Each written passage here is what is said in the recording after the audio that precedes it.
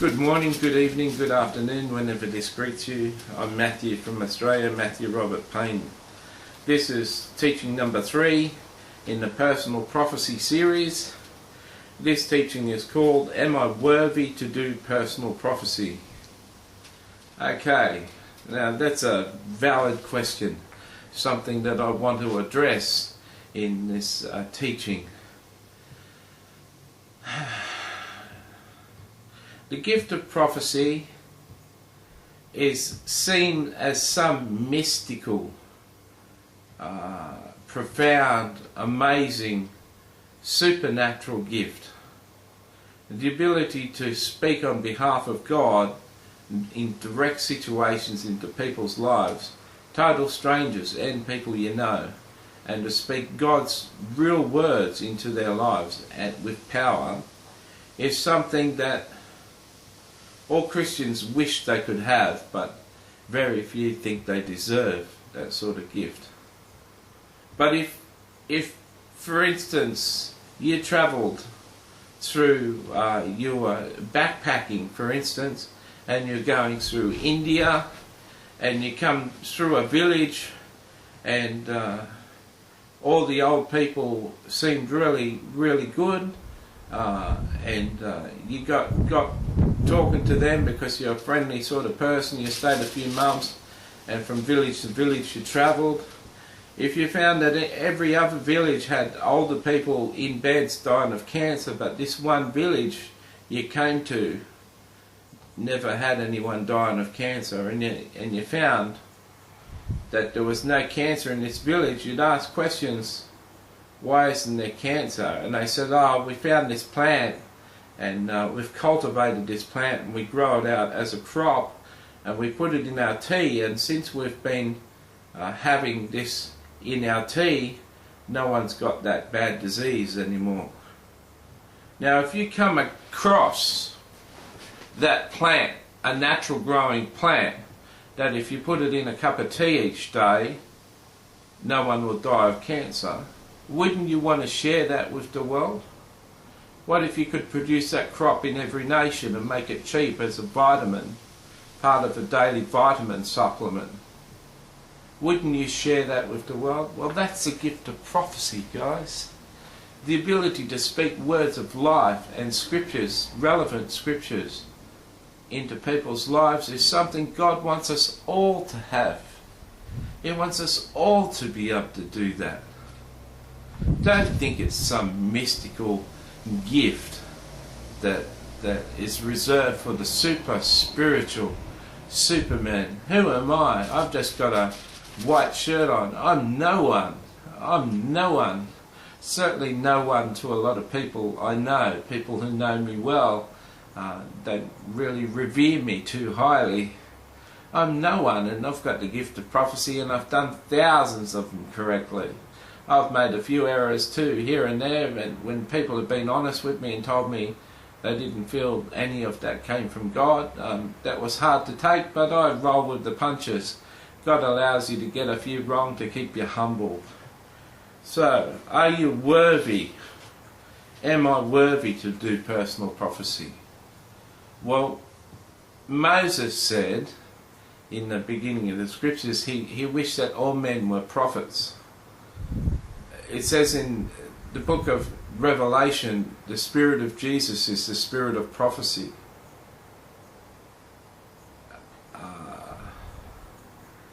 Paul says that all believers should covet the gift of prophecy.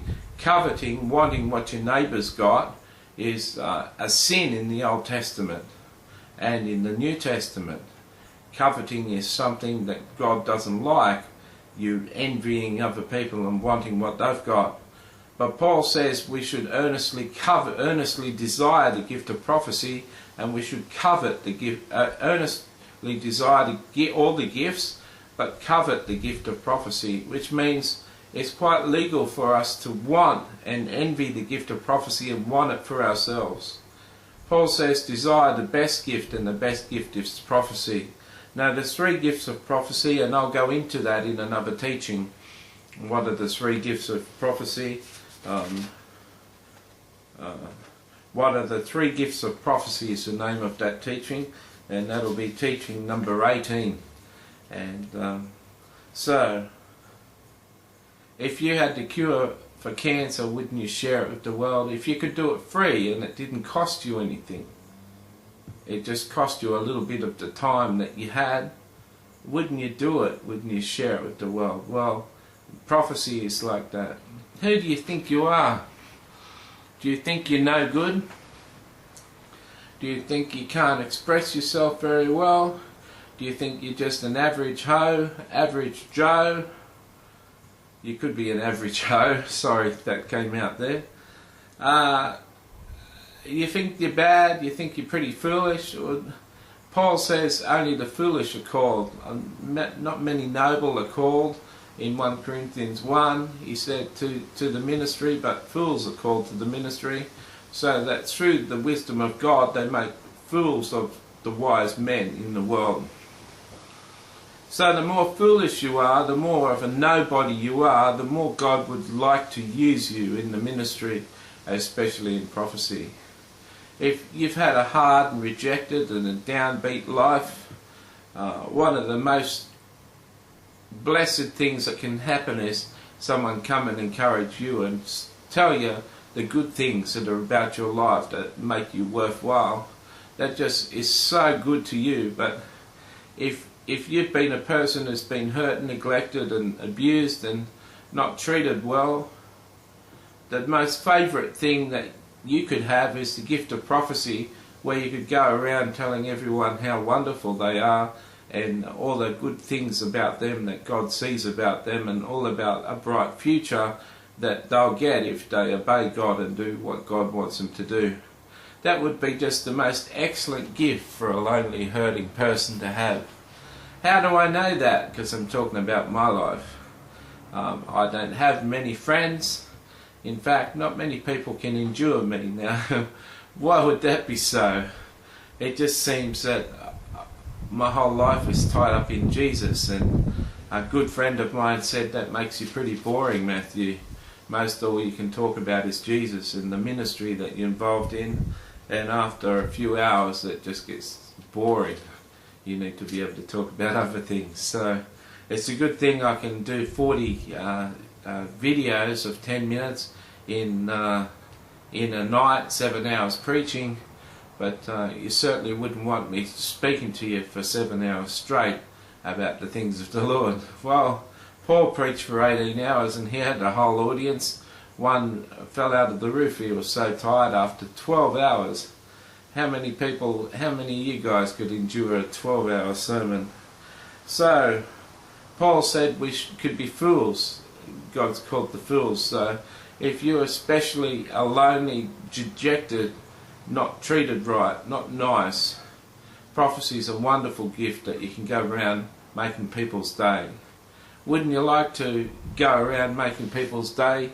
Wouldn't you like going around telling people that their dreams are going to come true, and here's why, and here's this, what happened to you when you were young and you thought of doing this, and you've tried this and you've fallen over here and here and here, and you knew nothing about this in the person's life, and you're telling them all about their life, and then you're telling them that the breakthrough's just on the way. By the end of the year you'll have your breakthrough. It'll come through an unexpected source.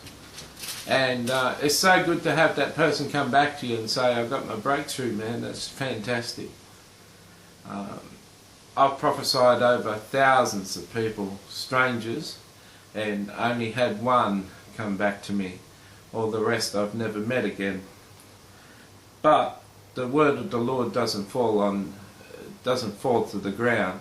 It always accomplishes what it's sent for. Even a prophetic word will accomplish what the Lord wants it sent for. So, am I worthy to do personal prophecy?